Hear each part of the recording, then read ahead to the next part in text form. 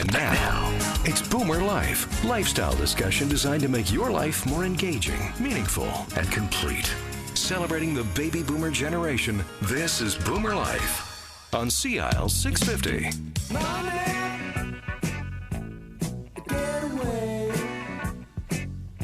Well, hello and welcome to Boomer Life here on CISL 650. Sterling Faux with you. Nice to have you along with us. As the opening theme song suggests, the subject of the hour's discussion is money, specifically money problems, even more pointedly, debt problems. If you have excessive debt, you don't always have to feel overwhelmed and isolated. There is hope. There is freedom from debt. There is always a solution.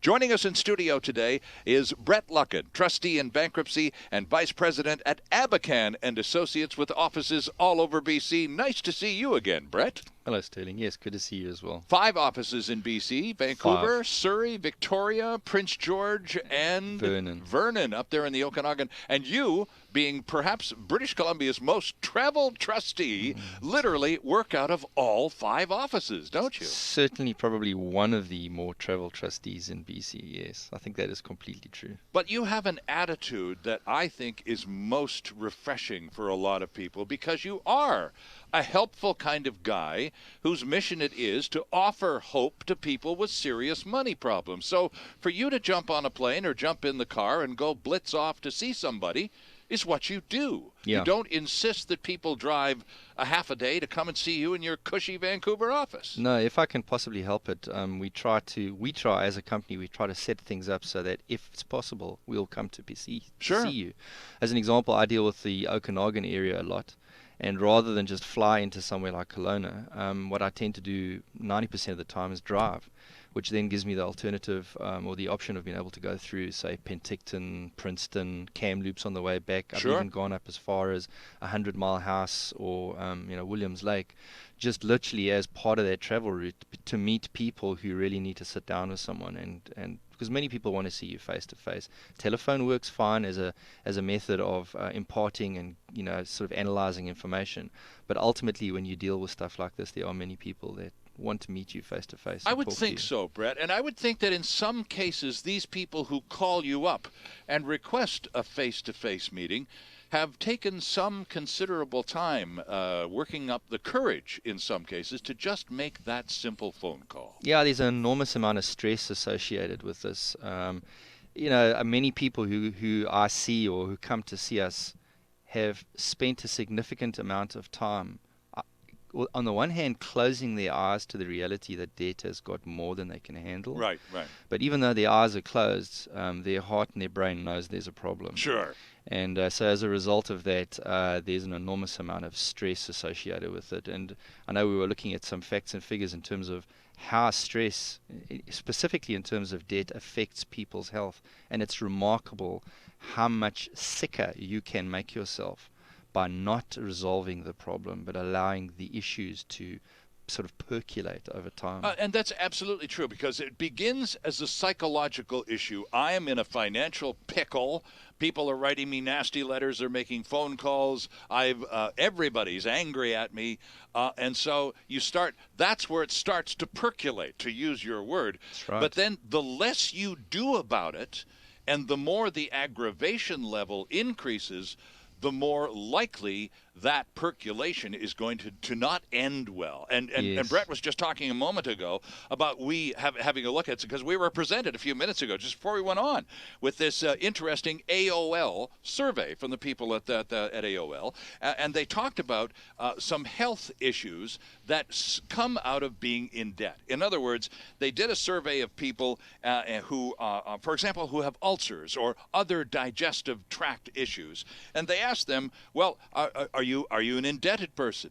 And of people who were, 27% had all of those digestive issues. People who weren't in debt, only 8% of those people, Brett, had other digestive and ulcers. Ulcers, most commonly, an anxiety disorder, isn't it? That's you're just so worked up, nothing will ever settle down. Let me pull a couple others out here. 29% suffering severe anxiety due to debt problems. People without debt problems, Only 4% of that group suffering from the same level of anxiety disorders. And one more, just because, well, this one, 6% reporting heart attacks, for crying out loud, Brett, double the rate for those with low debt stress. So despite the fact that it is a material and eventually psychological problem, being in debt can make you sick, can make you unwell.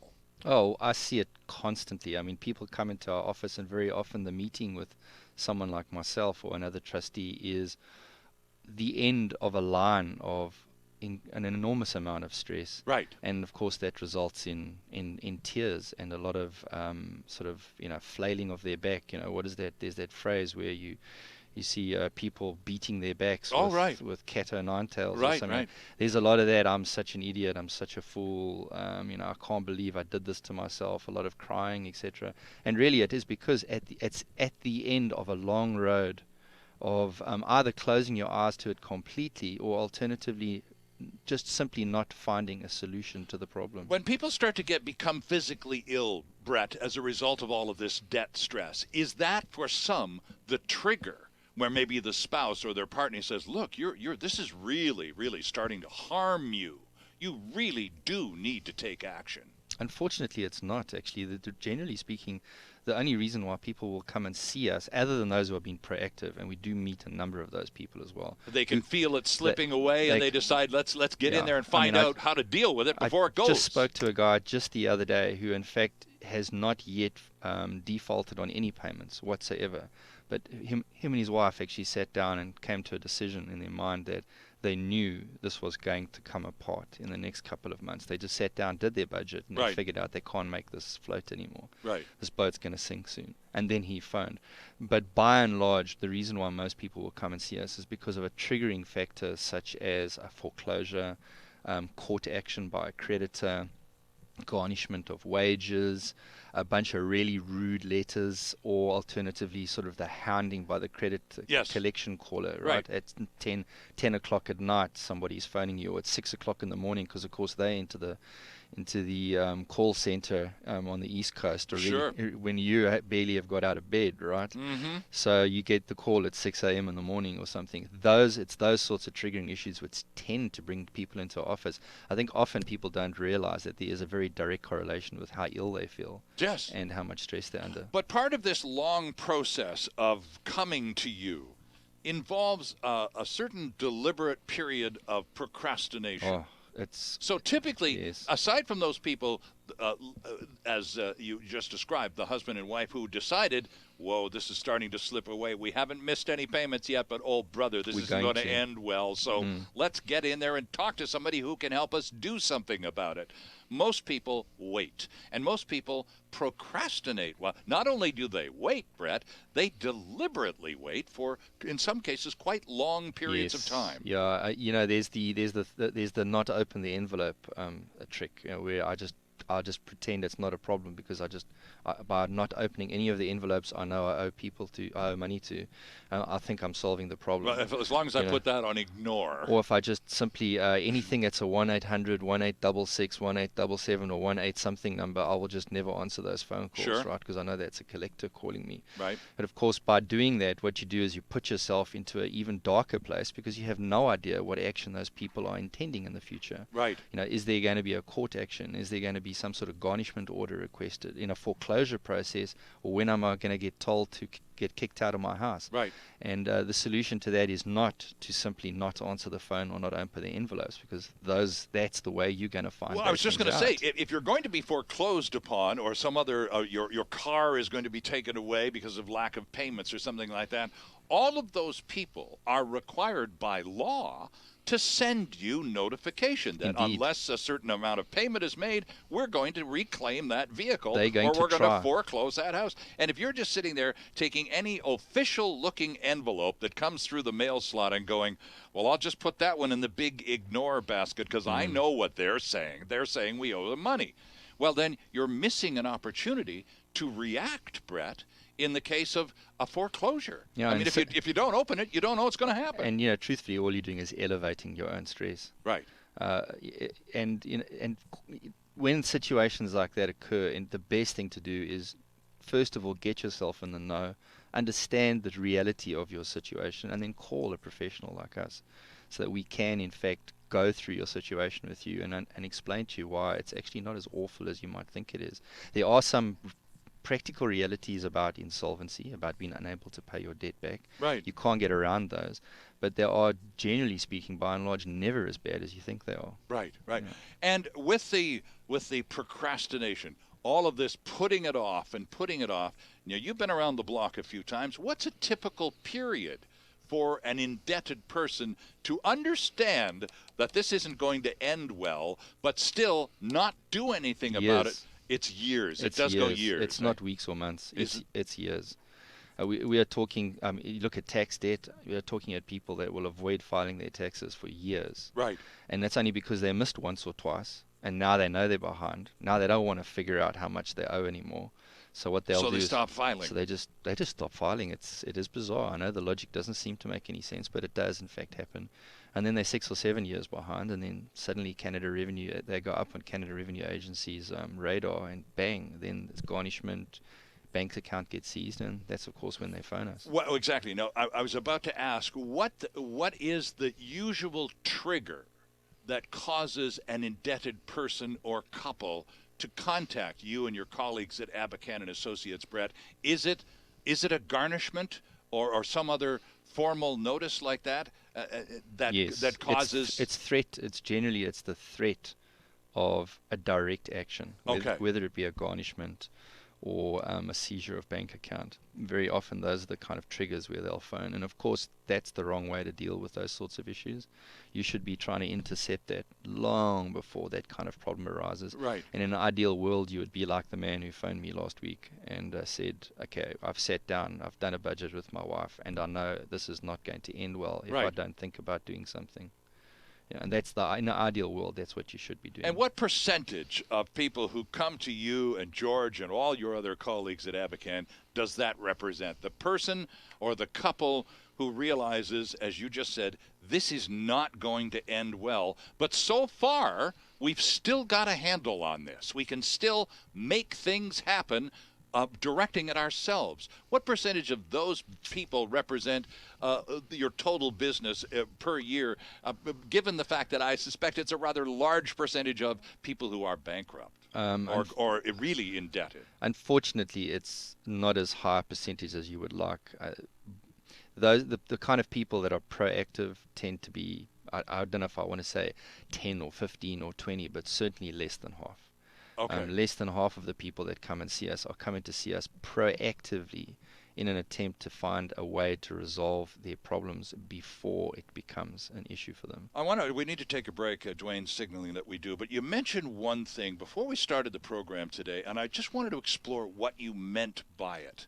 Because you said one of the reasons that a lot of people delay or procrastinate is fear of the unknown. Yes. What does that mean? Bankruptcy, or insolvency generally, but the word bankruptcy holds a lot of dark, dastardly deeds. Trustees are going to remove your home. Right. And I still get that question. Am I going to lose my house? My car is going to get taken away from me. Will I have knives and forks? How many knives and forks are you going to leave me with? Right.